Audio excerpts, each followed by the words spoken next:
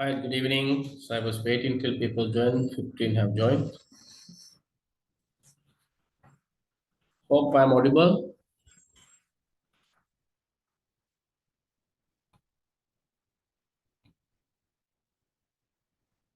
Am I audible? Yes, sir. Okay, right, good. So we completed the previous topic we were discussing. Today we have a new topic,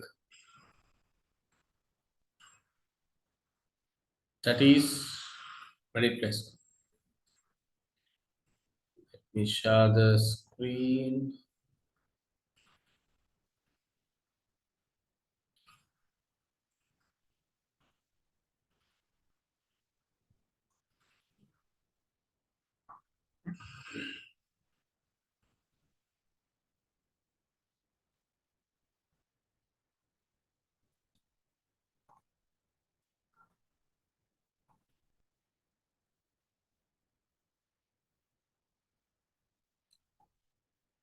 Right.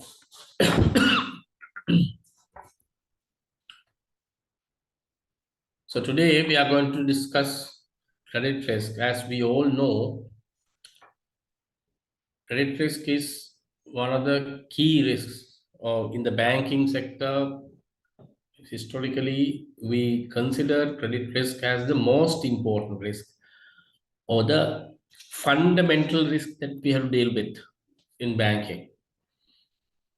However, as we have identified few more risk factors, now we know credit risk is probably not the most important risk, but it is one of the important risks we need to manage. There are few other risks that we need to give sufficient attention in the current context, because there are various other categories of risk that we need to deal with as an financial institution.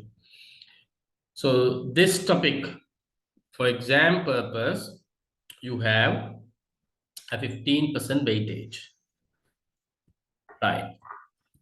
Let's get into the discussion. So if you look at the concept credit risk, this is how it is defined. The risk of loss caused by the failure of a counterparty or issuer to meet its obligations. So it means there are two parties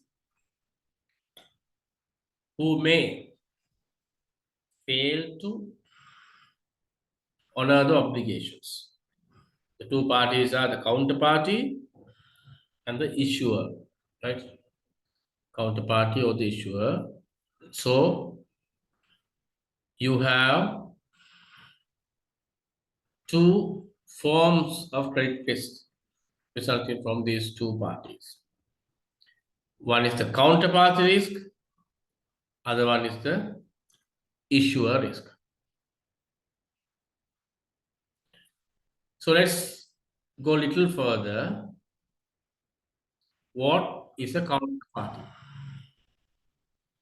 So when you have a credit transaction or lending relationship, you lend money to somebody, right? You have an agreement, you have some kind of a understanding or an agreement between two parties. So the other party to the transaction or the agreement is called the counterparty. So the other party could be the buyer or the seller, right? Because it's a buying and selling. One party will sell, the other party will buy. So the counterparty is the seller for the buyer, buyer for the seller.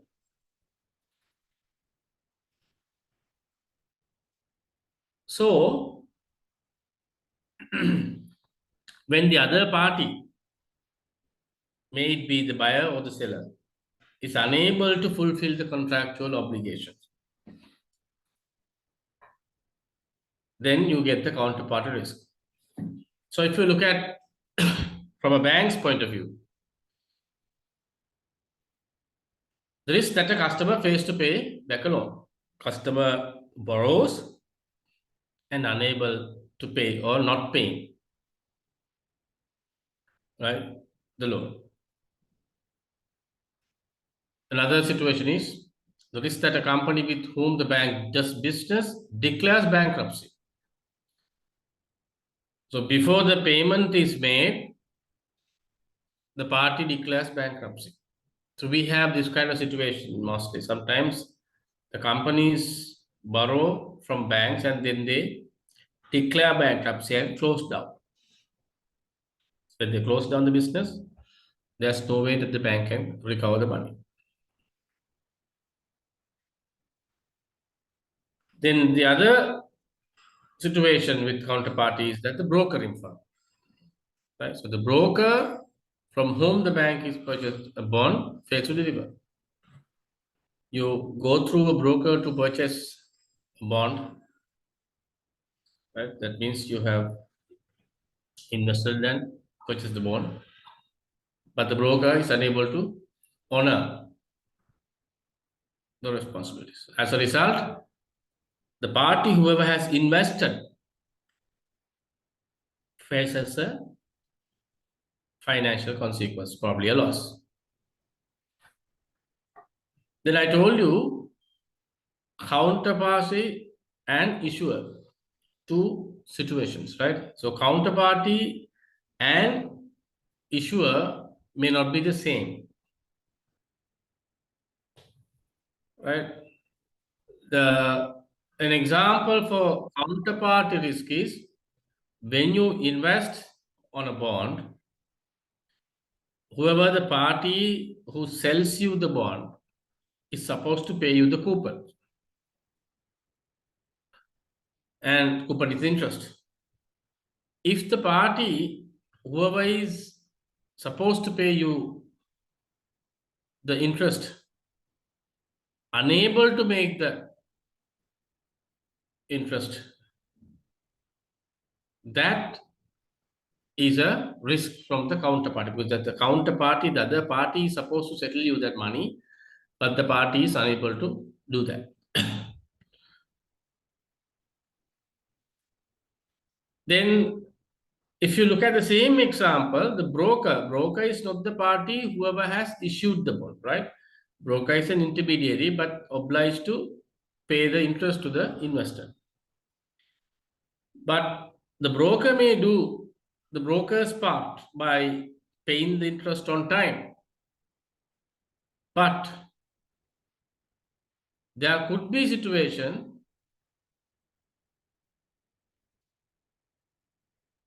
the issuing party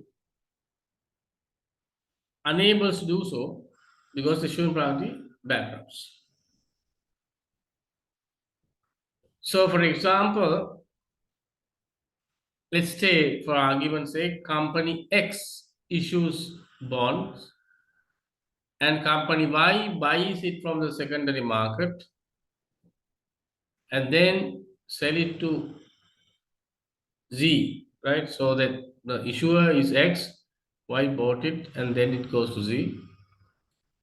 Between the Z and Y, it's a counterparty relationship.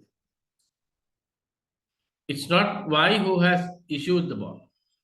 The party who has issued the bond is X. So even if the transactions between Y and Z happen smoothly, if X unable to settle the debt at the maturity, then Z is in trouble. So in that case, because the issuer of the bond is not able to honor its part, then the recipient has to suffer. So that's why you need to understand. So the counterparty and issuer are two different parties. Sometimes the counterparty could be the issuer itself, because if you deal with the issuer directly, then in that case, issuer and counterparty are the same. But if you deal with an intermediary for the transaction, then that party becomes counterparty, but issuer is someone else. That's the difference we need to understand. Then there is another part in terms of risk, we need to understand settlement risk and pre-settlement risk. Settlement risk and pre-settlement risk. Settlement risk is somewhat similar to counterparty risk. So it is a counterparty risk element, right? So what happens here, when you have two parties, one party sells the bond or whatever the instrument, the other party must buy it by paying cash. Suppose the party, whoever is supposed to deliver the bond, completes his side of the transaction by delivering the bond, but the party who was supposed to pay could not pay. Then there's a settlement risk because the party who is supposed to pay hasn't paid. Then we have the pre-settlement risk. Before the settlement of the transaction, you default. Right? That means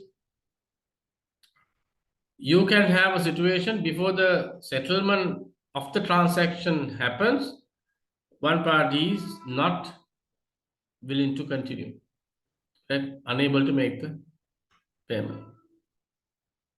So the default takes place before the payment happens. Now, there are different instruments, right, that can be linked to this. It depends on the type of instrument and the terms of transaction, how you arrange the transaction between the parties, at which point the ownership of the asset is transferred to the other party. All that needs to be considered when you look at it. But when it comes to a straightforward lending transaction, this is not complicated.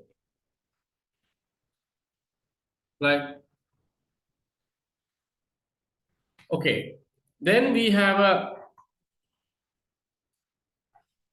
term we need to understand: systemic risk. It is not systematic risk. There's one concept called systematic risk. This is not systematic risk. We are talking about systemic risk. Systemic risk is the possible failure of the system. System means the entire market with all the financial institutions. So the regulator generally identifies a list of banks or institutions within a country that are considered as systemically important banks. Systemically important banks. The reason is the failure of such banks can have a cascading effect to the entire system. It can even collapse the system. Right? So that kind of banks are very critical for the system. Therefore, the regulator also keeps a close eye and make sure that those banks are at a stable stage. Because if those banks have issues, it can have a industry-wide collapse. Now, how these banks become systemically important, because the condition for you to consider a bank as a systemic bank or systemically important bank, the failure of that bank, so any shock to that bank, need to impact the industry as well. So for that to happen, there should be a link among the players, right? There should be a link among the players. If there are interlinked, then these interlinks create the risk, because when one fails, the others will get impacted.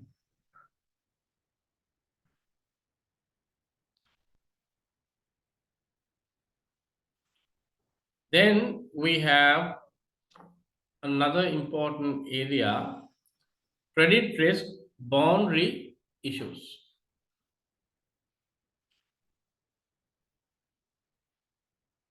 So under this, what we discuss is when we manage the credit risk, it is very important that we understand exactly what credit risk is. There are various other risk categories in a financial institutions. So it is important to identify what credit risk is and then demarcate the limit that will allow the other risk to be managed effectively, because then you isolate or separate different risk types.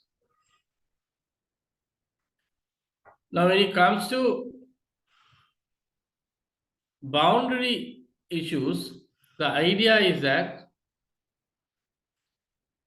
when you develop your credit risk, it is important to understand the boundary or the corners of it and then make sure that whatever the definition is within that scope.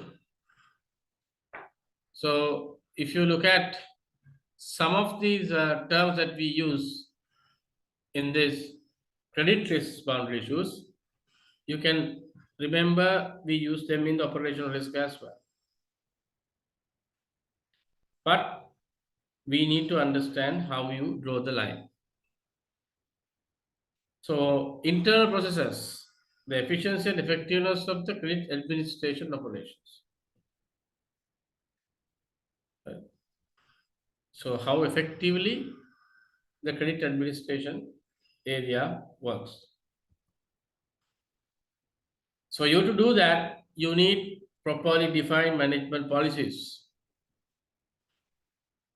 and you need adequate control, satisfactory control,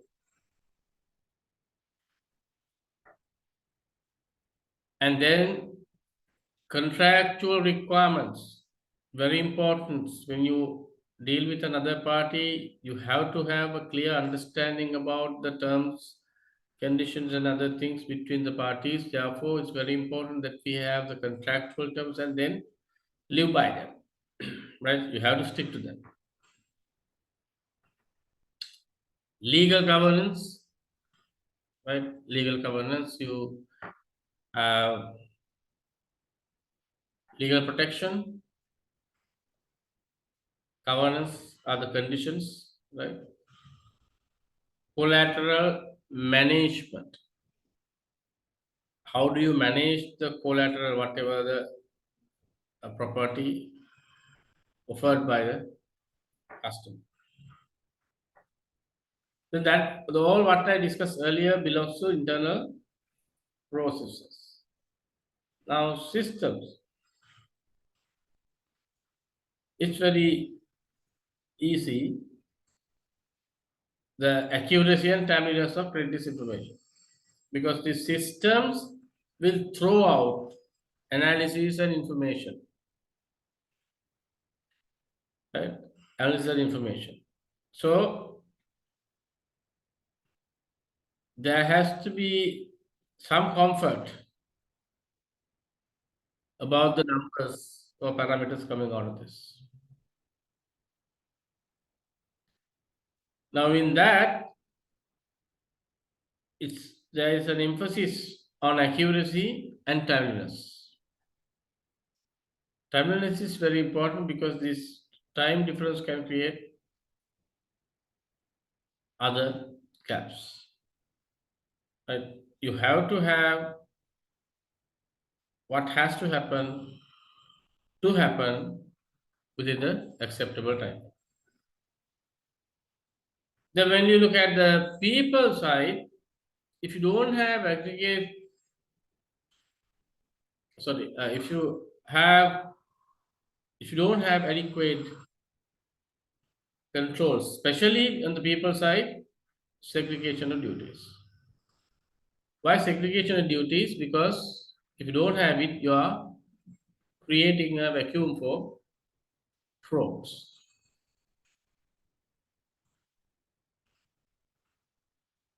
Right? How do we manage right? So before we manage, you need to measure. For us to manage risk, we have to measure. So how you measure the credit risk?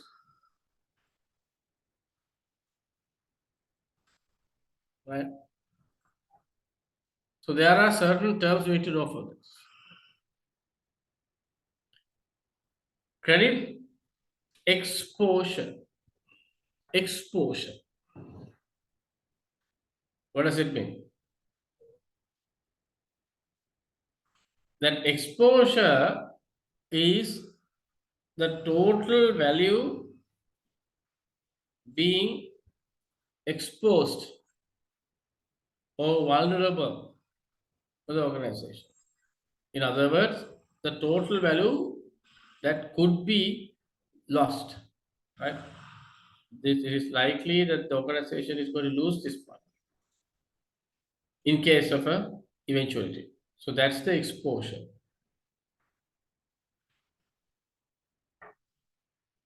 Then we have exposure. There are two aspects we to look at when it comes to exposure. That is current exposure and potential future exposure. So the current exposure one can identify based on what is happening now and what's there. But potential future exposure is a prediction based on what happens now, how you predict. There can be different views as to how you use the mechanisms to assess the exposure. Then credit risk premium.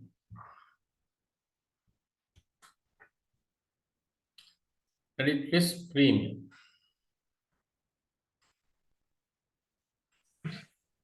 Now, this is something that we all are familiar, right? The risk premium. So when you assume a greater risk, right? When you assume a greater risk for a particular item or maybe investment or lending, anything, then you're supposed to manage or mitigate that premium by adding that to the product price. So what is that premium? You have your usual rate, and if there are additional risk factors coming in, so you need to add a portion to cope up with that additional risk. Right? That is over and above the risk-free rate, everything is premium. Then the credit risk premium is relevant to the credit part. Then we have credit ratings. Credit rating. So I'll touch on those as we move on. So exposure I have already discussed. This is what exposure. And I told you in terms of exposure, you not only look at the current exposure, and has to also look at the future or the potential future exposure. It's important to manage it.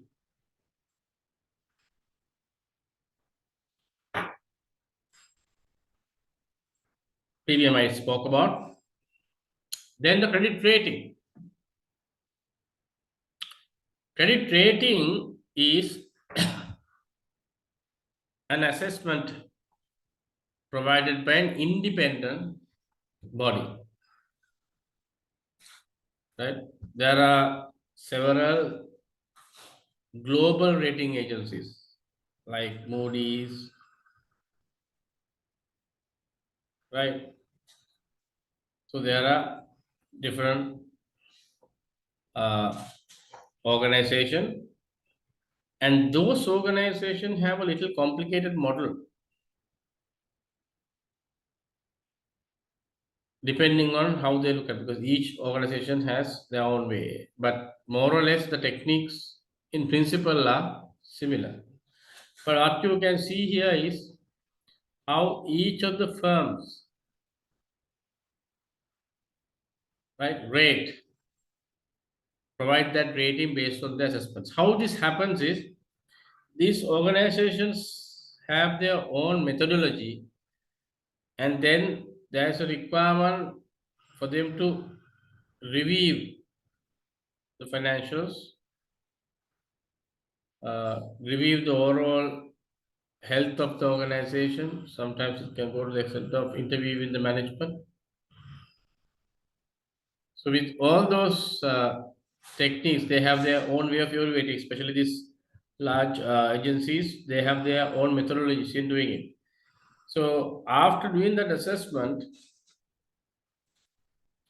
they come to a conclusion based on what they predict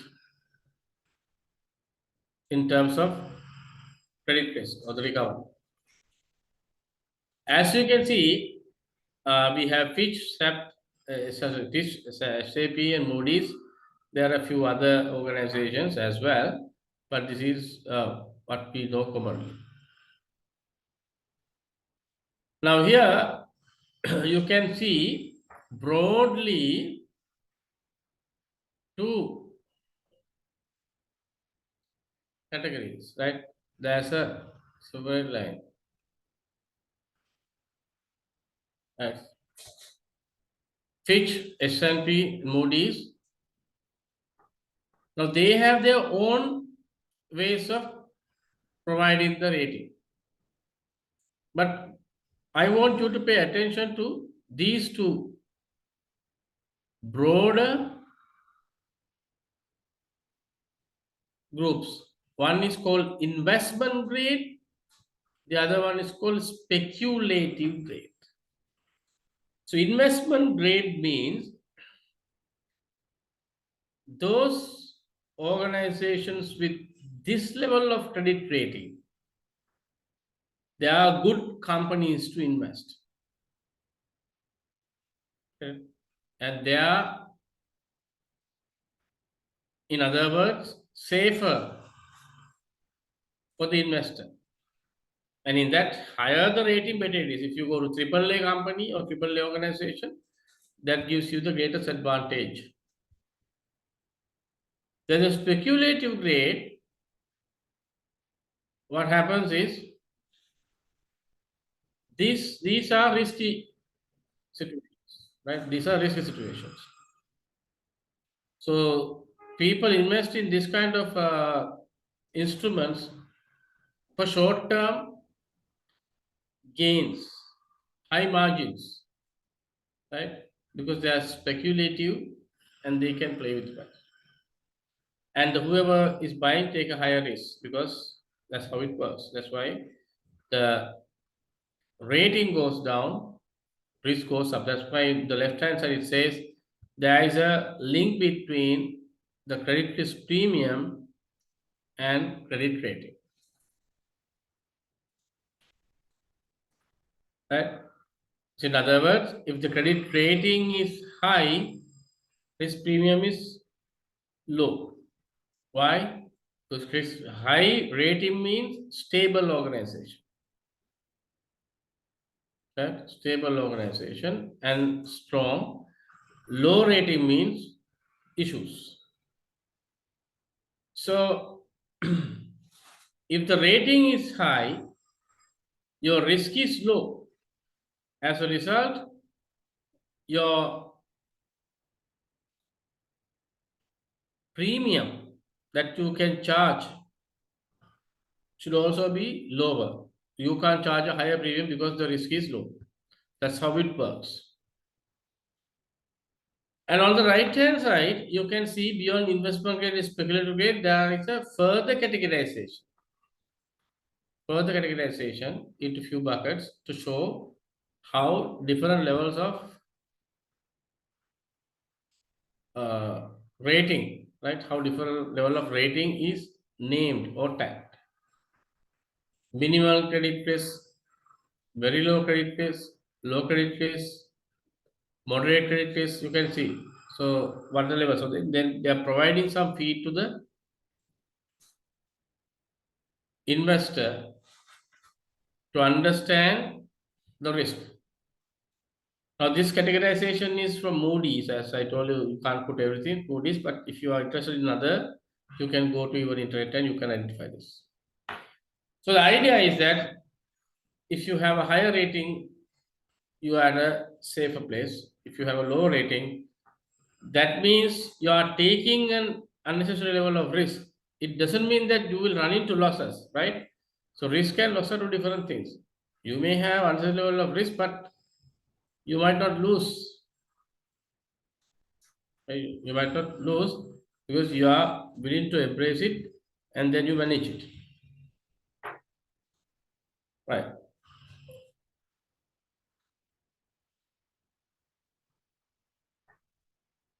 Now, when it comes to credit rating, I discussed earlier, you have different agencies and they have the different methodologies. Now, here this slide talks about how different agencies name their tool, right? The risk. These are the agencies, main agencies you find in the global context. Fitch Ratings, Moody's, Standard & Poor, Dominion Board Rating Services. There can be newcomers to the market, and then the all will sometimes go out of the market depending on situations.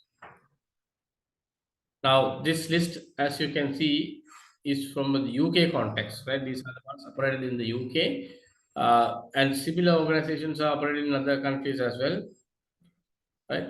There's that sometimes there can be local agencies that are belong or different to this, but these are the internationally accepted, reputed rating agencies.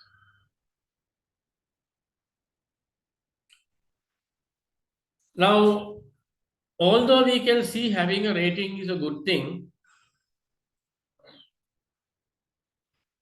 there are views on either side, right? As much as you have goods, there are also issues or challenges. One of the main things or the advantages of having a credit rating, it gives you a clear indication about the credit worthiness of your customer because it gives you where you stand. It gives you how you progress. So then, if you compare the previous rating versus current rating, so that will help you to assess the credit worthiness of the borrower. There is a plus, but what are the minuses, right? Or the limitations or demerits. Now, this is based on practical aspects. Companies have not been downgraded fast enough. So this is a complaint most of the companies or the independent parties have for credit rating agencies.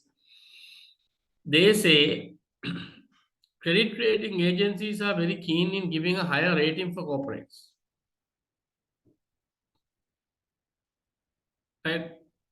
And improve. Higher ratings are given faster. But there's a challenge or a critic. Although the ratings upgrades are given faster, but when there is a rating downgrade, that downgrading doesn't happen at the same pace or the enthusiasm. So the idea is that when it comes to downgrade, the rating agencies are not very strong. So they sometimes drag it because they don't like, because they don't want to hurt the client. They don't want to destroy the relationship. So because of all those things, uh, the rating agencies generally do not try to reduce the rating, but it happens, right? It happens. So it's a complaint to the rating agencies. The next thing is when the rating agency works with the company for a longer period, the person becomes a friend or you become familiar with the organization or the staff. And that will have an impact on the ability to conduct an independent objective review by the agency. Right. So therefore, even this happens not only for rating agency, this happens even for auditors, right? When you become so familiar, close to the client, you don't feel like pushing them hard. So you sometimes do not surface the real issues. Right? That happens. Therefore, the process is not healthy in that case because uh, the relationship in one hand is a good thing to have when you manage stakeholders, but in this case, they say the relationship can damage your spirit of the context because of the link there can be undue influence. And sometimes the last point is an understandable point, so it is possible in any cases, right? So when the rating is given, there can be errors. Now, one thing we all need to understand with regard to rating, which is very important point. Sometimes one might wonder, so I they have to worry about these small things, right? Deviations, rating.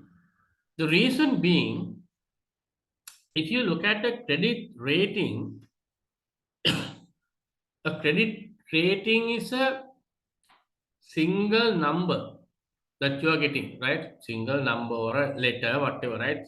One thing.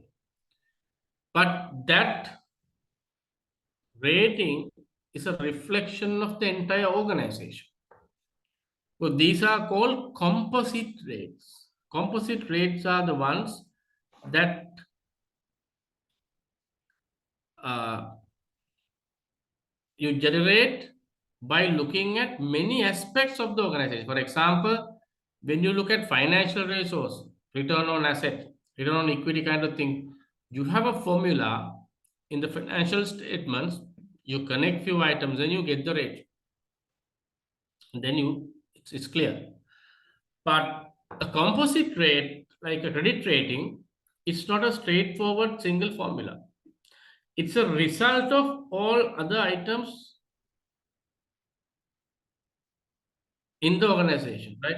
So, for example, if you look at a Fitch rating, let's say you are getting triple A or double A, whatever the rating, that is a reflection of not only the financial statement or performance of the organization, that reflects the management efficiency, right? That reflects the operational efficiency, right? That reflects the productivity, right?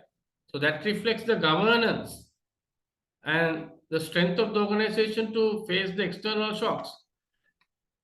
There are various aspects through which the rating agencies evaluate in the organization, and having considered all those, they give a score and a weightage. They come up with what we call the composite rate or the final rate. So that rating explains the overall organization from different fronts. That's the idea. Therefore, whenever there is an error, it's a significant thing because let's say you made an error in calculating your gross profit or net profit, whatever. So that is an isolated error that can be rectified within the system. But when you make a mistake in calculating a composite rate that reflects the entire organization, then that error, although it may be smaller, can have a bigger impact. That is why this making errors in rating is considered as a key issue, right? Consideration for parties. Right. Then we move into counterparty risk measurement. Right? How these risks is practiced. So there is a term called expected loss. Expected loss. That is the loss the organization is willing to embrace, right? Or you are given based on the portfolio you maintain. That is what you are given. So the expected loss is a result of three things: probability of default, exposure at default, loss given default, right? LGD, PD, EAD, LGD. So as you can see, the answer is a product of all this, right? So you have to multiply all three to get the answer. And what happens there is, if any of the items, right, if any of these elements is a zero, the entire answer, what happens? Zero. You need to have a figure there. Now let's take an example. Let's take an example. If banks X lent ABC company 500 million and ABC then defaulted, how much is the loss? So there's a typo here. It can't be would is the loss. 500 million is your loan. Any thoughts? Any answers? What do you say? Maybe if you sometimes you have the notes, but don't worry, don't look at the notes. You just tell me. What do you think?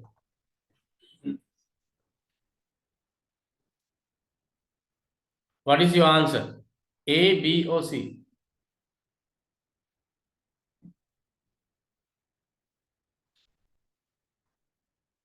You lend 500 million, then the party borrowing default.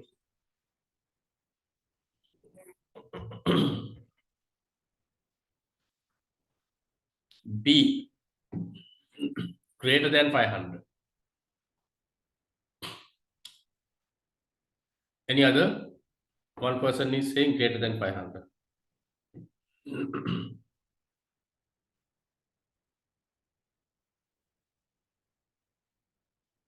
Others?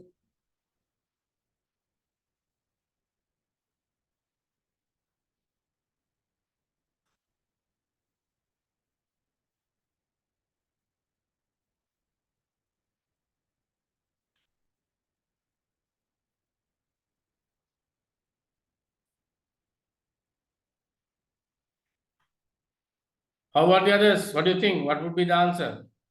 A, B, or C?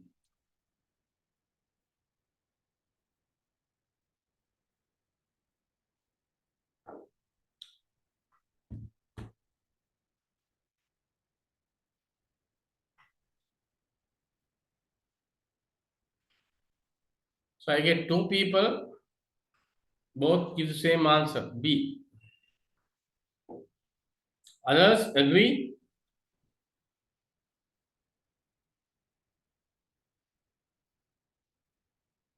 Are you all in agreement?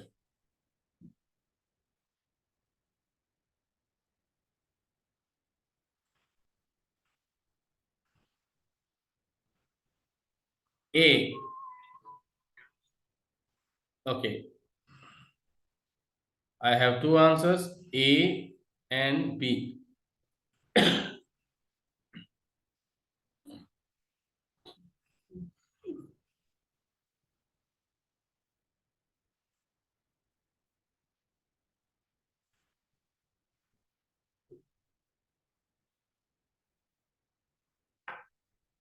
I would like more responses. I can see B, B, A, B. Right? There are a few others I would like to hear.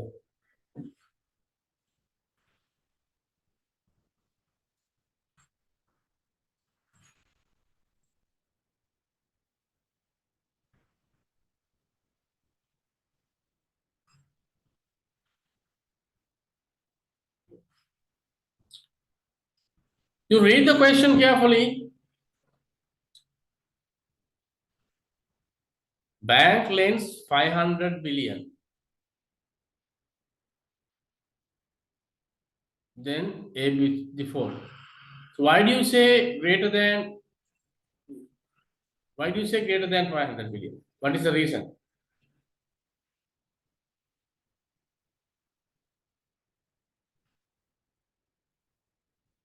Most of you say B, right? I can see one or two A's, but most of you say B, only one A. What is the reason for you to say more than greater than? That means what you are saying is when the borrower defaults, the loss to the bank is more than 500 billion.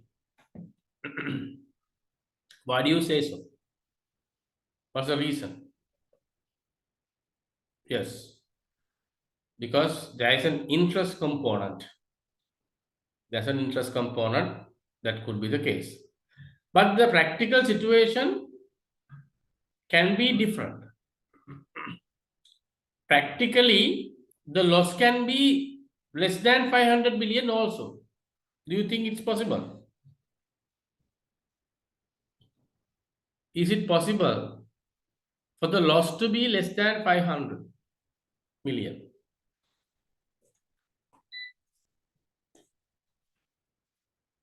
Anyone? Yes. How come? Yes. Yes. The loss can be even less than 500 billion because if the borrower has provided the collateral, if there is a backup guarantee, right, then although the other party doesn't pay the 500 billion, there's a possibility for the bank to recover that money from the collateral. And you're in the banking sector. So there has been a landmark decision by the Supreme Court recently on collateral. What does it say? There's a big ha-ho about it by the business community after the court decision. What does it say? Parate rights. Huh? Third party property. Third party? Property could be realized and could be utilized to settle outstanding. So until the court decision, the process has been the borrower can pledge his own assets when you obtain a loan from the bank as a collateral. And there was also provision a third party can appear on behalf of the buyer, a guarantor, right, can come and provide a collateral on behalf of the borrower as well. In case of a default, until the court decision, the procedure has been the banks could execute parate, because not all the banks, those banks who have been granted the power to execute parate is where the bank need not go through the legal process or through the court system. They have the power when the borrower defaults, they have the power to auction or sell the property and realize the money to recover the loan. Now, until the court decision, the banks did not have the free hand to auction the third party collateral. They have to go through the legal process. Now the court decided the bank is now able to auction or execute parate both the borrower and on the third party, right? It doesn't matter whether it's third party or the borrower. If there is a collateral provided to the bank has the right to auction it. So that's a further empowerment of banking system by the courts. But the business community is now very disturbed, and they are working on various forums. They are creating groups for pressure groups, and they are trying to take legal action. All that is now happening. But nevertheless, I just wanted to bring that up because you're like the banking sector, we all know what's going on. Right. So I am adding another point to this point scenario, right? What is that? If there's a collateral worth 200 million, in this example, actually they ignore the interest factor and they only look at the loan value and expect you to look at it, right? Of course, in the previous part, you look at interest component also, and gave you answer. But we have to assume that the interest, we park the interest and look at only the capital, right? Taking it as a interest-free loan, maybe, right? So if there is a collateral for 200, then your loss is 300, right? So this amount, the amount you lose against the total loan is called loss given default. Loss given default, LGD, right? So how you calculate it? You take the total loan or value granted, and then you take the loss amount. So the ratio of this is called loss given default.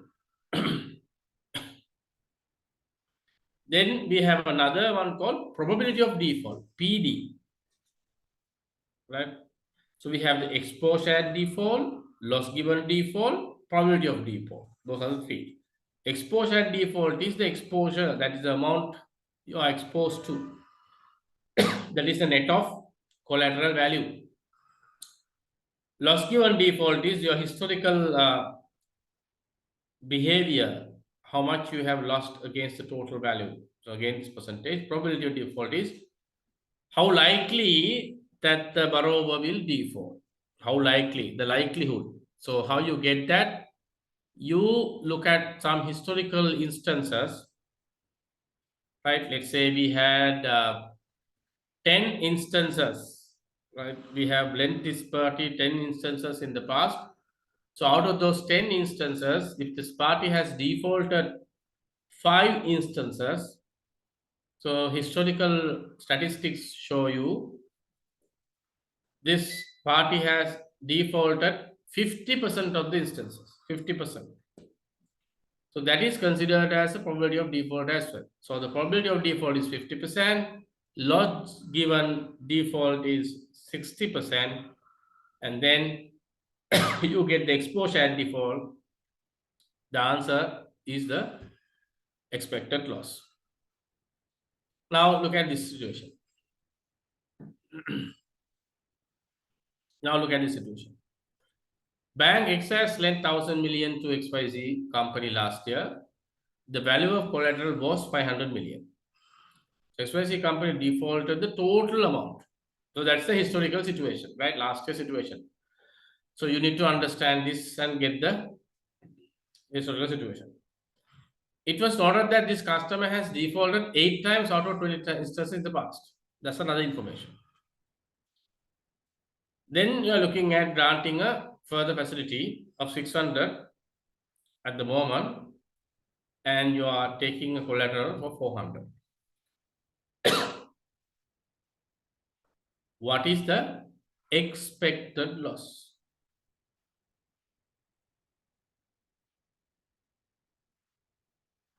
Can you calculate and let me know?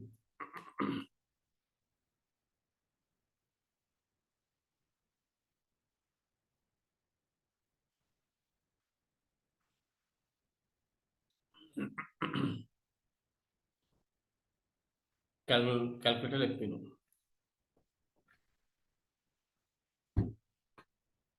You can type the answer.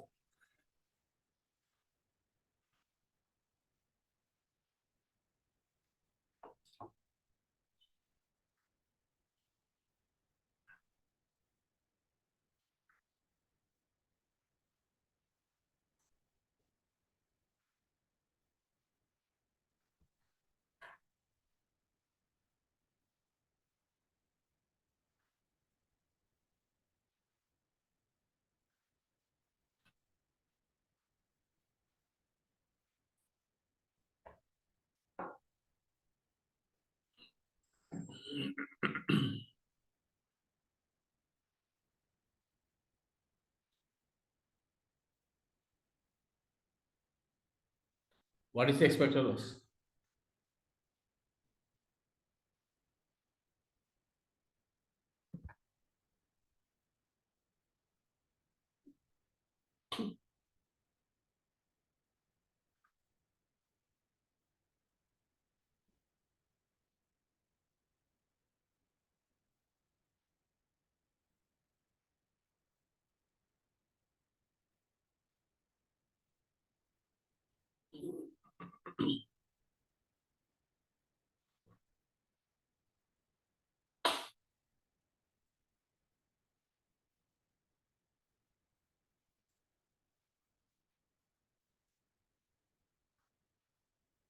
I get one answer, 80 million. Okay. How about others?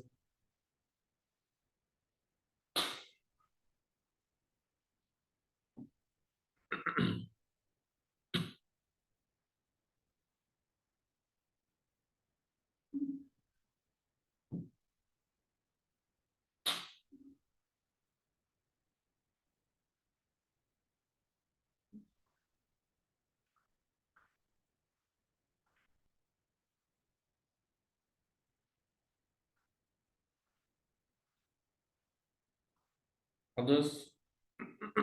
Just on what we discussed, we can do that. Identify the three components.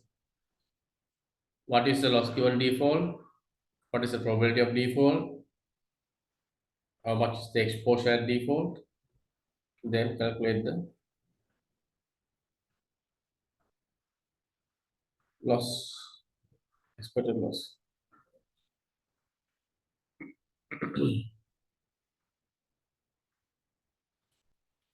26.4 million.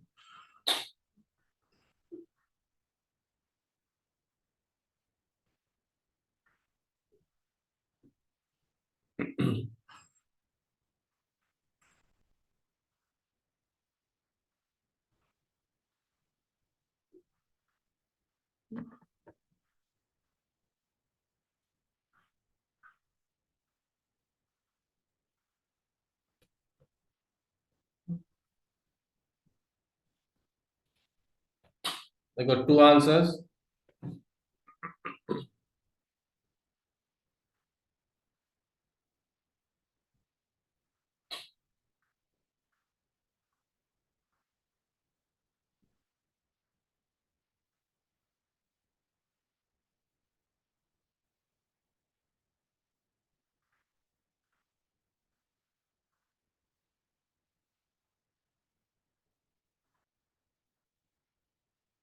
So how do you do this?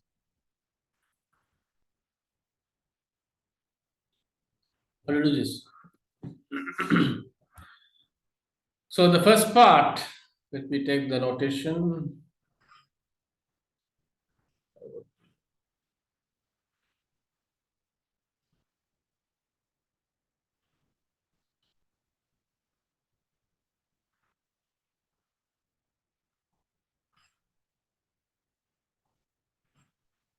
Right. So, what's the situation? You have length 1000 and collateral value was 500, and the company defaulted the total amount. So how much was the loss? 1000 lent 500 was the collateral, so loss is 500. So that loss of 500 against 1000 given. So as a percentage, what is it? 50%. 50% is your loss given default. So your formula is LGD into PD into EAD.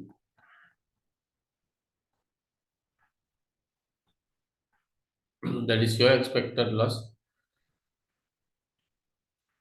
formula. So LGD is 50%.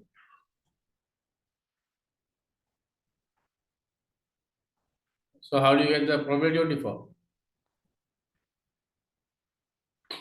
Probability of default, you have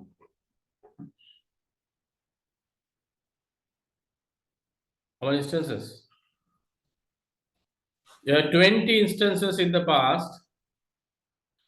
Out of the 20 instances, 8 times customer has defaulted. That means 8 divided by 20. As a percentage, 40%.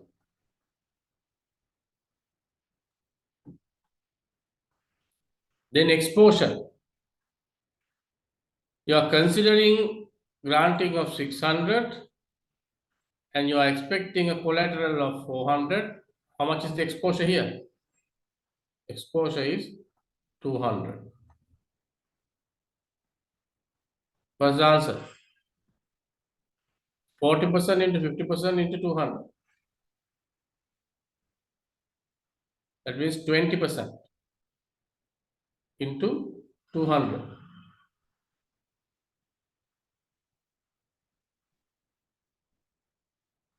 $40 million is the answer.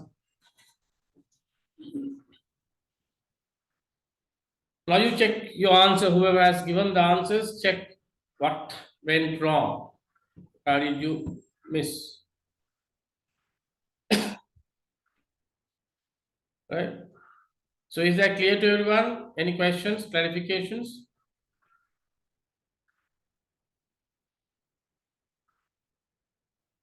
Are you all okay? So you have to understand this concept.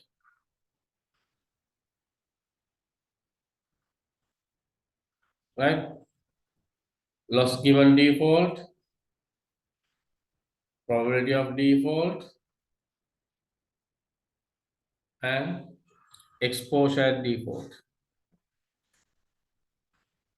So product of all of them will give you the expected loss.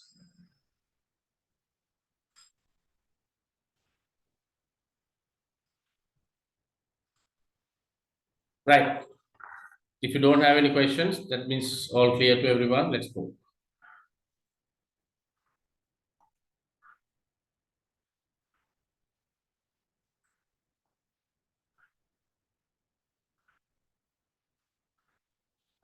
Then we have something like, or something called credit event.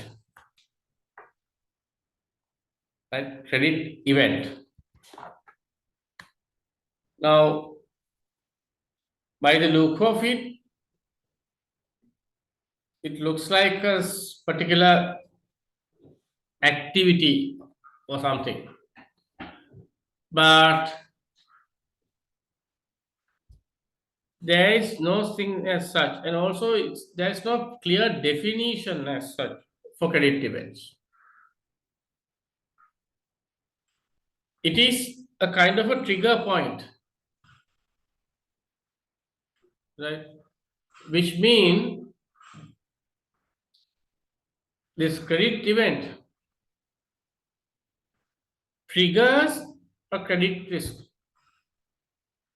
Right? Say, for example, bankruptcy. A bankruptcy of a company is a credit event. Because this bankruptcy trigger the materialization of credit risk. Sometimes it can be death of the owner or the borrower. It's a credit event. So that will materialize your credit risk. So it's important to identify the credit event. So there are things like this. These are all examples you can consider for credit events. Right? This will lead to credit risk being materialized. Bankruptcy, insolvency, failure to meet payment obligation, restructuring. If an organization is being restructured, that's an indication of a credit event. Because the company can't manage or survive, that's why they are going for a restructure. And rating downgrade, right? If the rating agency has downgraded the rating of a firm, that is also a credit event. That thing that talks about or tells about realization of credit risk. And then we also have situation like currency inconvertibility. Currency inconvertibility. You are unable to convert the currency. Right? So that means you have foreign currency or whatever, you can't convert. Right? It can be from one currency to the other. The currency doesn't matter. So I remember some time ago, and even currently, more or less, we have this issue. You know, when you deal with Maldives kind of places, they have problem with currency because they didn't. They sometimes they don't have proper exchange to convert. Even Sri Lanka faces a situation, right? When you don't have dollars, maybe you can have enough rupees, but you don't have dollars, so you can't convert rupees into dollars. And you can't settle it. Maldives also had the situation. So they had their own currency, local currency, but they didn't have adequate dollars. So they say we can pay any amount in our own currency, but we don't have dollars. So then there's a risk for the lender because the other party can't settle it. These are all credit events that will materialize the credit risk. And the lender is unable to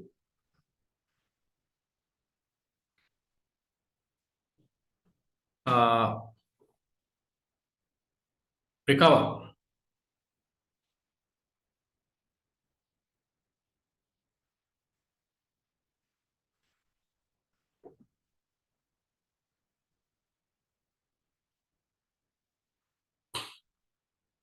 So how do you deal with it?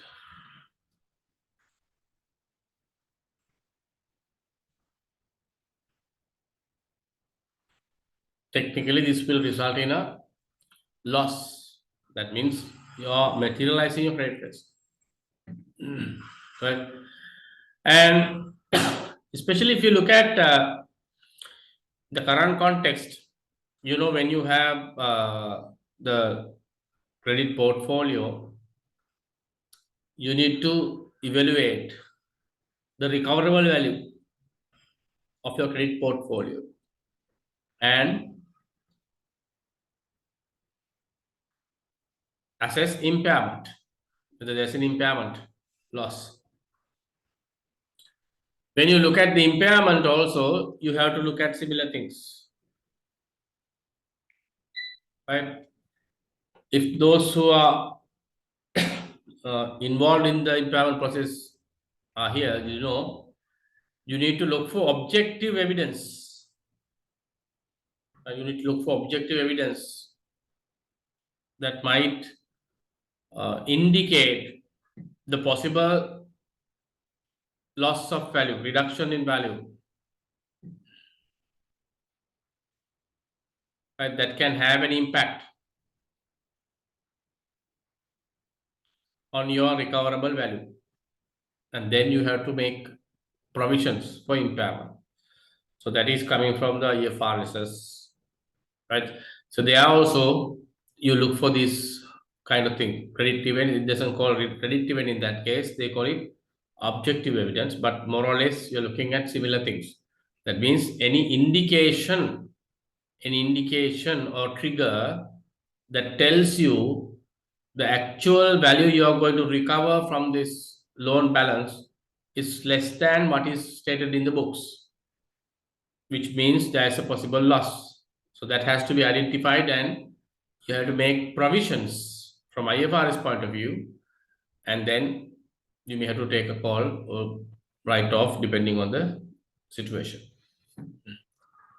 Right. Then there's another concept, right? Another concept, interesting thing called wrong way risk. Wrong way risk.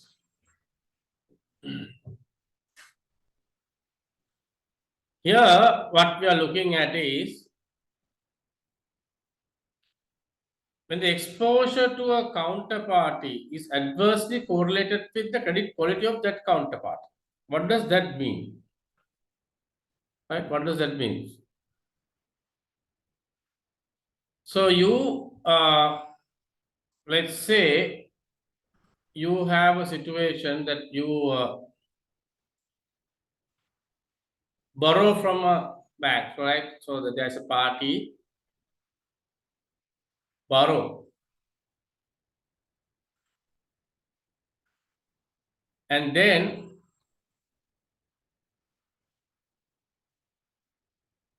you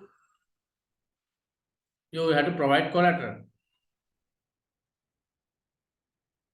Let's say company X, I'll give you an example to understand this better. Let's say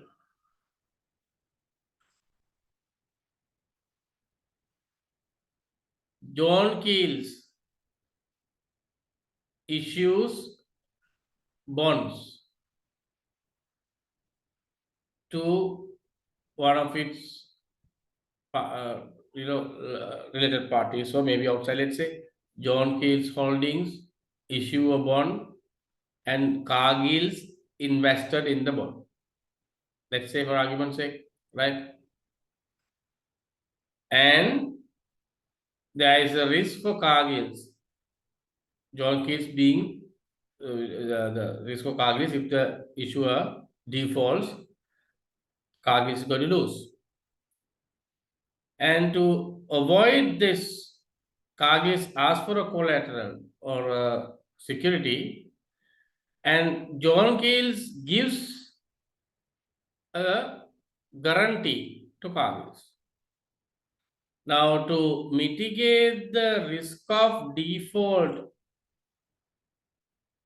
by John Keels for the securities issued by them, Cargill is taking a guarantee from John Keels itself. So to cover the risk of the issuer, you are getting a guarantee from the same party. So then it doesn't make sense. Of course, you get a guarantee. You get a guarantee, the collateral is there. But it doesn't make sense because the reason why you took that is to avoid the risk of the issuer defaults. And you are taking from the same party. If they default, anyway, you won't get the guarantee also. You won't get both. So therefore, it is not a proper security or collateral that will mitigate the risk. That's the idea. Wrong way risk is that. Right.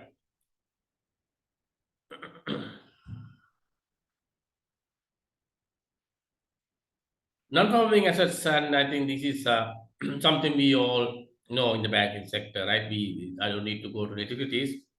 So time to time, the central bank will provide the definition at which point you consider a loan as non-performing. In very simple terms, non-performing loans are the ones where the bank doesn't get the repayment on time, right? There is a time line within which the repayment has to happen. When that doesn't happen at the prescribed or agreed timelines, this happens. So if you default for, let's say, 3 months, you go to a next level. And then there is a classification, right? Substandard, doubtful, loss, depending on the delay. So likewise, the central bank or the regulatory body in the respective country will define at which point you need to consider your loan as non-performing. When that is done, there is a requirement to make a provision or impairment provision against that, because the recoverability of that is in doubtful now. Right? Then credit limits. So that is, again, we all know, because when we lend money to different parties, right, maybe individuals, maybe institutions, the banks or the lenders set limits, right? When you set limits, you stop or curtail your risk, because then it doesn't go beyond the limit, right? So that's the idea.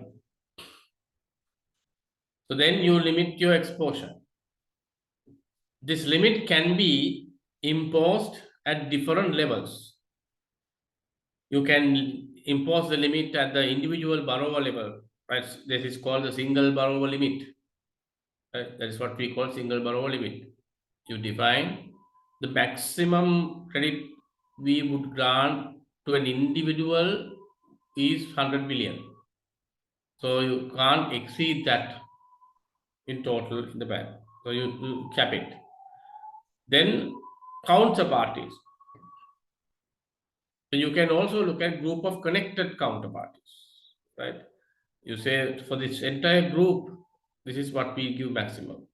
Or the families, right? This entire family, so this person and the spouse or whatever. So you identify a group and then you say we limit the total. So then this is a technique to limit the exposure and minimize the risk or the loss thereby. Right. Now we discussed about the credit risk measurement. So the how you calculate the exposure at default, probability default, loss given default, and then the expected loss. We discussed that. Now the limitations. The calculations are simplified. So we discuss, we take the numbers and we look at the historical numbers, and then we calculate the loss for the future. But the problem is, it gives you some kind of a assumption what happened in the past will repeat, right? That's why in the history we have 10 instances of default out of 20, and then we calculate the probability of default as 50, and there's an underlying assumption that the same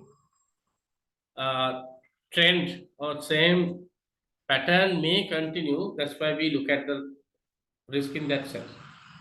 But the situation can be either way, right? It can be worse. The default rate can be even more than that in the future. Sometimes it can be improved, right? But we go by the simple mathematical calculation. So the question is whether it gives you the correct picture. Then the lack of recognition of the time period of credit risk, right? So when you look at historical patterns, we only look at the instances, number of instances, not the time or the duration. And then we calculate the ratios accordingly. And the other thing is, we look at the risk based on mathematical number, but we eliminate or ignore the diversification part. What happens with diversification? I think we discussed earlier as well. Diversification, what happens is, you get the opportunity to reduce the total risk, because risk from one area can be mitigated with another, right? So that diversification option is there for a portfolio, and then you do not consider that part, right? You do not consider that part, and then as a result, you tend to overestimate the risk, because if you have diversification, your risk can be lower, but if you ignore that part, you estimate the risk at a higher level. Then financial institutions use probabilities which are best guesstimate of the future, right? So that's why I'm saying, because what you are trying to ascertain is the loss, expected loss in the future, right? So for us to get the expected loss in the future, what we do is we use the historical numbers. When we use historical numbers, we assume that the future will follow the history, but actual situation might be different. So that's another limitation in this calculation. So all in all, so we discussed how to measure this and why it is important. And at the same time, we discussed the limitations. So we need to know all that, because these are all practical things. When we apply these things, we need to keep all this in mind and rationalize. Right. So that's the end of the first note of this topic, because I have broken down the entire topic into two presentations, because depending on the time we had to manage it. So we have done part one of the chapter. If you have any questions, I can handle now, or maybe you can use the chat box. I can get back later. Right, so now the time is 8:40. 8:40. So I would suggest that we take a quick break now, right? About 50 minutes, and then I'll get back. So there's another presentation, part two of this. We'll continue with that after the break.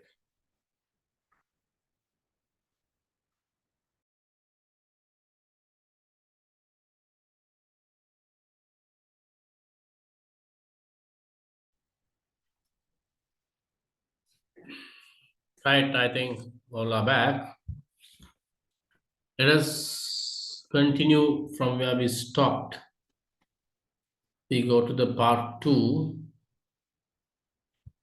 So here, what we are discussing is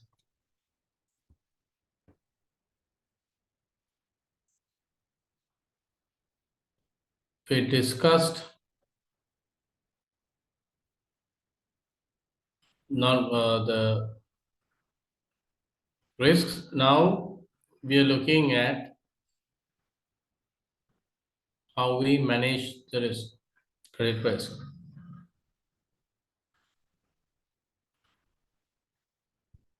Right? How we manage the risk.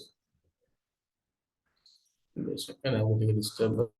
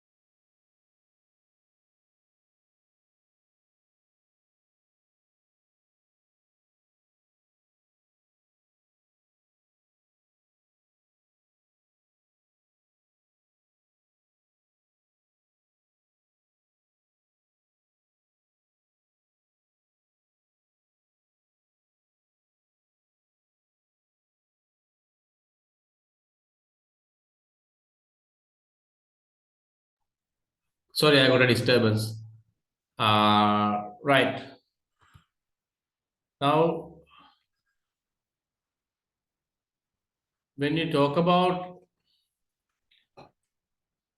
risk mitigation and management, you need to understand there are a lot of ways, lot of options we can use in doing this. When we're doing this, there's one area we need to understand, which is, I think I've told you before as well. When I do this notes, I do not capture everything in the textbook, right? There can be certain areas that we need to touch during the revision period, because I'm only touching the vital points of the content. So anything missing or anything that we could not touch during the lessons, we anyway get it covered when we start doing the revision part, so that we can get back, right? But if you have any question, clarification on anything that we don't cover in this class, but you note somewhere in the note when you read it, let me know. I can clarify if you have a doubt. But most of the things that I skipped are the ones that are very straightforward. You can read the note and understand if you want, but the conceptual parts I have covered in the note anyway. Right. So risk protection and mitigation. So we discussed the risk identification part earlier. Now, how are we going to mitigate this? There are different methods that we can follow. Right, let's go one by one. So these are the things I'm going to discuss. Right, there's a list of 7 things here.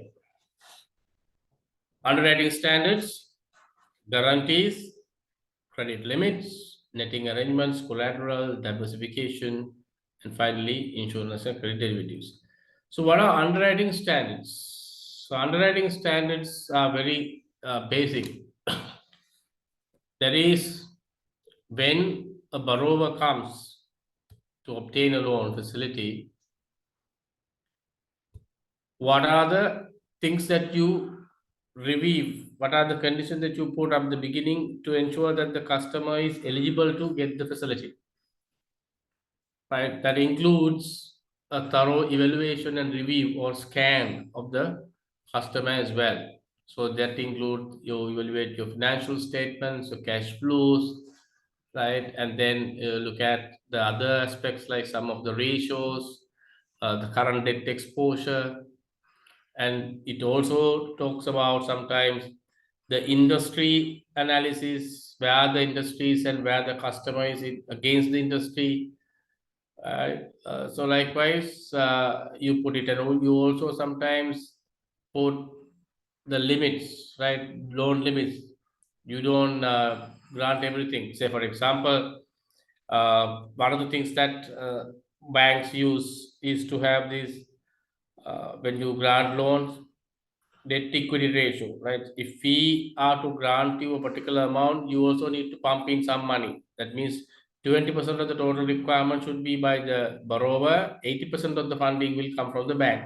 So you have some kind of a ratio. So all these are conditions that you put in to make sure that you have some control over the borrower and you mitigate the risk of default. Because mostly the bank will not provide 100% funding. They expect the customer or the borrower to pump in some money, some portion of the cost, so that there is kind of a obligation from the borrower to make whatever the project a success, and they can't run away because they also have a financial commitment. Next thing is the guarantees. Guarantees, we all know, it comes under the collateral category as well, but more than the collateral, in the guarantees case, what happens is you get another organization or a person to give a commitment, right? Some comfort that they will look after them and they will vouch for them, and then they sometimes pledge something from their side as well. Then we discuss credit limits. We already discussed that, single borrower limit, counterparty limits, and even the related party, connected parties. You can put a group limit. So you can have those things. We discussed all that. Then we have something interesting that is called the netting agreements. Netting agreements. I'm going to discuss a little bit on that because that is something that we didn't discuss earlier.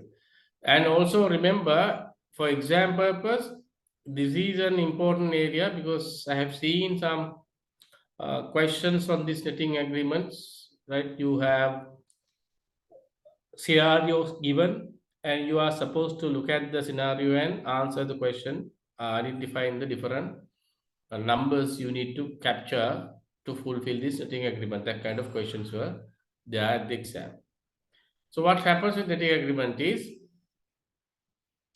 when you have multiple cash flows coming back and forth, let's say for example, I have a dealing with another party. So the nature of the dealings is such that I sometimes have to pay some amount for the work that I do for the party. That means the items that I get from him, I have to pay that party. And the items I get from the item that other party get from me, that party has to pay me. So there is a transaction both ways. I need to pay him, let's say 50,000. He need to pay me 40,000. Right? So then I pay my 50,000, he pay his 40,000. That's one way of doing it.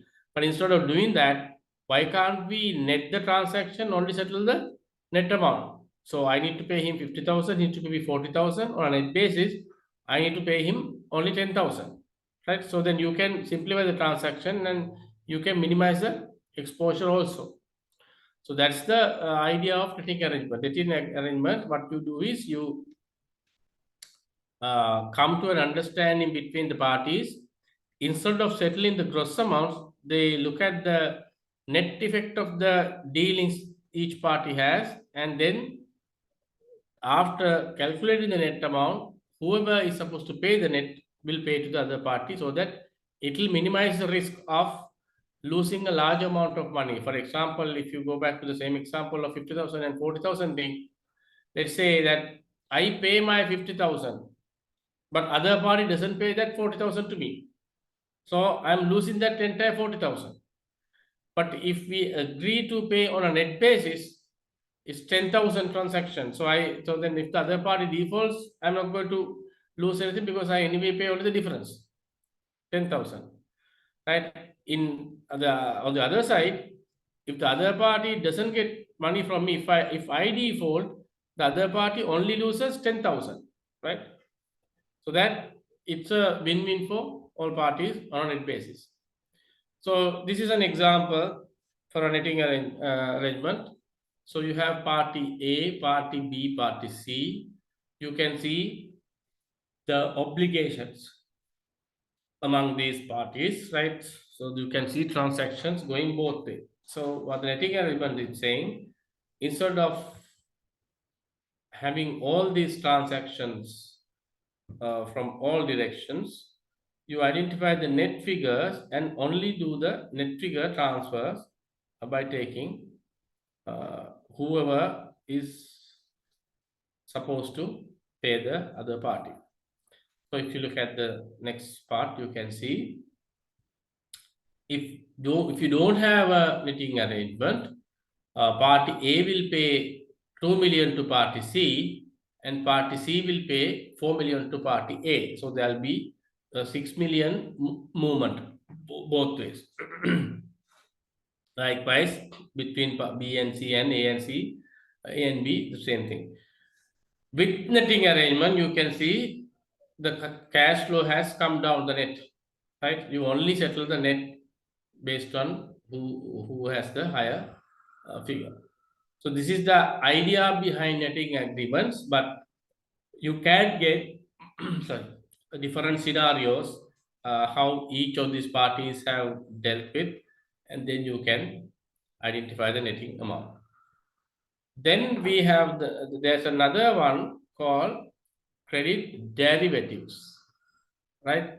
So before I come to credit derivatives, I need to talk about few other things, collateral and diversification, right? Collateral is basically an asset being pledged by the borrower in the bank as a backup for the loan facility. In the event of a default, the bank can use the collateral to realize the money. That we all know it's not a difficult thing. Now, there's one more thing you need to understand when it comes to collateral. There are different levels of collateral arrangements. One is the unilateral arrangements. Unilateral is the party, whoever is borrowing, will give a guarantee, give a collateral to the other party.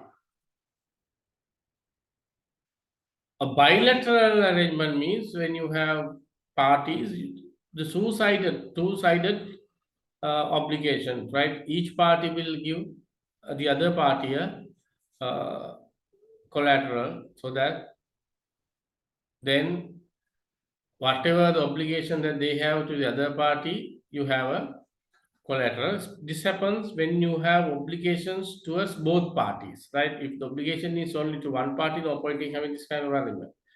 But both ways you have it. And the next one is, sixth one is diversification. Diversification, I think we have discussed before, if you can recall. There, what happens is, in order to reduce the risk of the portfolio, depending on one area of one market, you're getting into other areas. You can diversify the products, you can diversify the markets, likewise, you can decide which way you want to do that. And by doing that, you minimize the risk, right? You minimize the risk of over dependency on one area or part. Then comes the insurance and derivatives, right? Insurance and derivatives.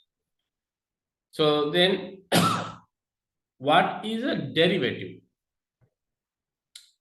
Derivative is a financial instrument, right? What happens with the financial instrument is a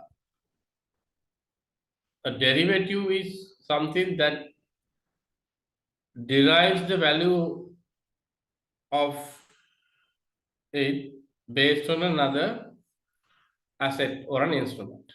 So derivative is not a straightforward, isolated instrument. The value of that is dependent on another asset or instrument. So what happens is, let's say, even if you look at the vehicle permit, it's a derivative. Why? The value of the permit is linked with the vehicle value, right? It's not in isolation, but it has a separate market as well because of that value it carries. So when it comes to credit derivatives, that is to minimize or mitigate the default, right, of credit. So there are two commonly used, so mostly applied derivatives: credit default swap, CDSO, collateralized debt obligation. What is credit default swap? As you can see in this picture, what happens here is that when one party obtains a facility from another party, there is a possibility that the original party may not settle, or there is a risk. To mitigate that risk, the lender can go to an institution who does CDS and pay a fee and get that facility. So as a result, what happens is, in the event between B and C, if there is a default on the C's part, then B is going to lose. But based on the strength of the MOU or whatever the understanding you have with A is supposed to compensate B for the loss. based on the pre-agreed ratio. It's like an insurance. That is a credit default swap, right? When there's a default happens by the actual borrower or investor on the other side, the party who is losing will be indemnified by this institution. Then you have collateralized debt obligation. So that is something different. Here what happens is you are managing your balance sheet, right? So instead of recovering one loan after the other, you can look at selling the loan portfolio to another organization. Right? That's called loan sale. So there you realize the cash faster, and then you don't have the risk of collections. Right? Then when you manage credit risk, see if this is true with your organization as well. Right? The credit risk management function is responsible for these things. Right? But credit risk department may not carry a risk, but they have a role to manage the risk. Owning the credit risk, credit policy and ensuring that it is adhered to. Right? Credit policy is owned by credit risk management team. Setting, monitoring, and reviewing credit limits. Understood. Assessing potential credit risk events. Ensuring decisions on granting credit are made independently of the trading areas. Right, that is especially if you have a treasury, that you have to manage those. Measuring and monitoring daily credit exposure. Performing credit analysis by counterparty, country, sector, and instrument or financial product. So that means you have to have a lot of management information, right, to analyze these things all the direction. Then when you look at the credit risk policy, the Basel has given a guideline, right? They've given a guideline, the process you can follow: develop, validate, approve, implement, review, and post-implementation monitoring. Right. So that again,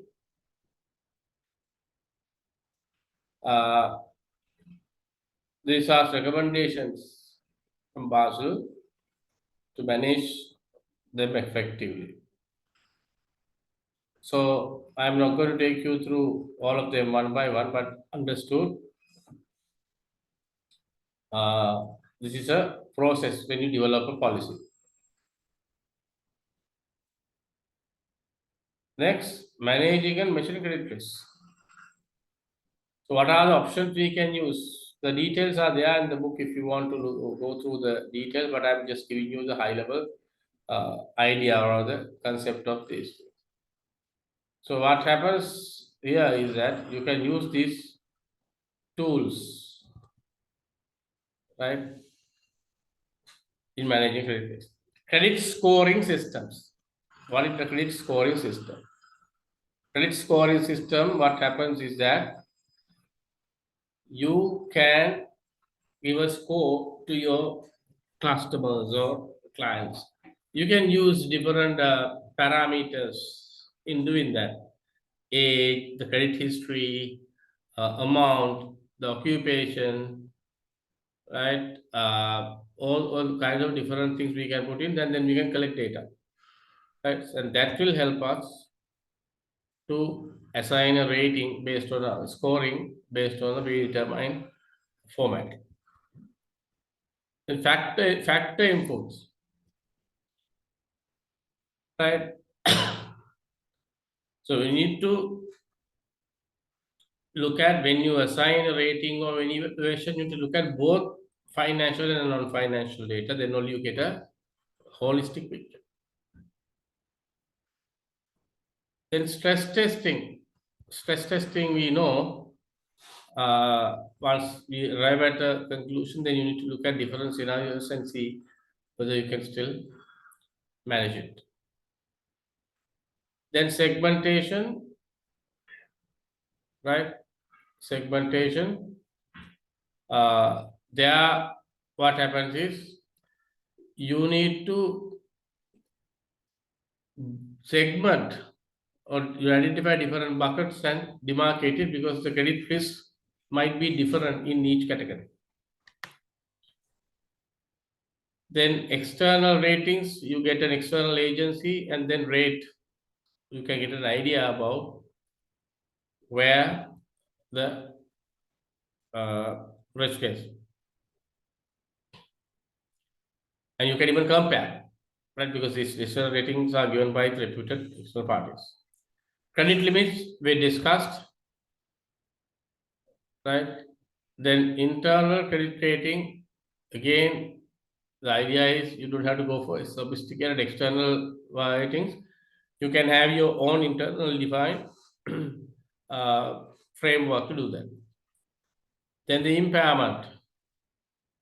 Impairment, how you manage the risk by allocating a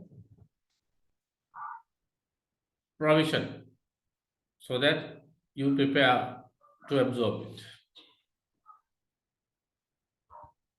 Then finally, key statistics and key performance indicators, KPIs.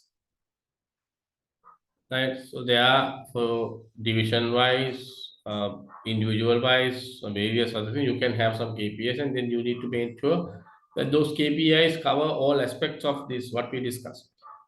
Right, so I mean, wherever possible, you need to get the relevant KPI that can link with this. Right, then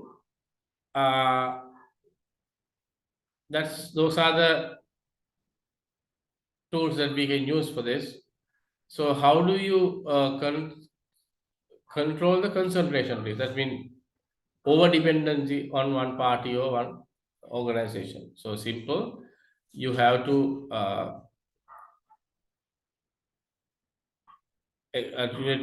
identify the exposures and then you need to mitigate them.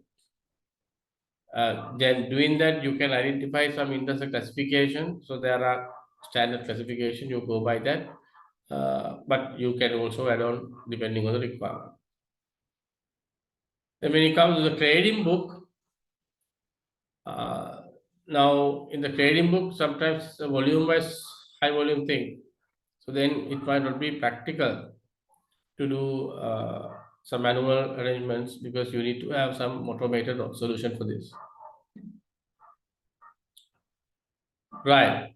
So with that, we are done with the entire topic of credit risk.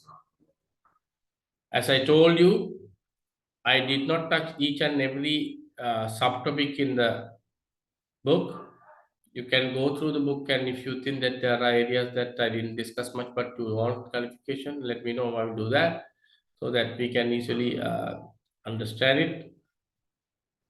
And in any case, please read the book because that has a lot of information and clarification.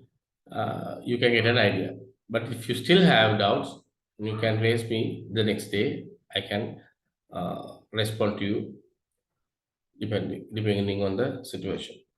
Right. Any questions, clarifications? Any questions or clarifications?